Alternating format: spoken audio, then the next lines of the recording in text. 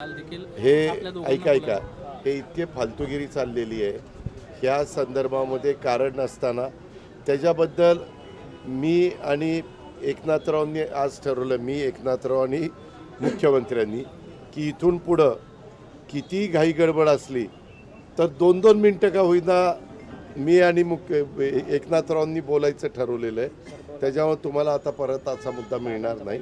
आम्ही आमच्या वेळेचं गणित बसून त्याबद्दलचा निर्णय घेत असतो आणि त्यामध्ये परवा राज्यपाल बोलले, आपले मुख्यमंत्री महोदय बोलले आणि तो कार्यक्रम संपला।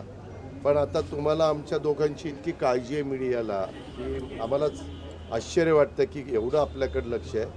म्हणून मुख्यमंत्र्यांनी आणि आम्ही दोन्ही उपमुख्यमंत्र्यांनी ठरवलेलं आहे की इथून पुढं कुठलाही कार्यक्रम असला तरी वेळ कमी असला तरी थोडंसं तिथं बोलायचं, म्हणजे मग तुमचं समाधान होईल।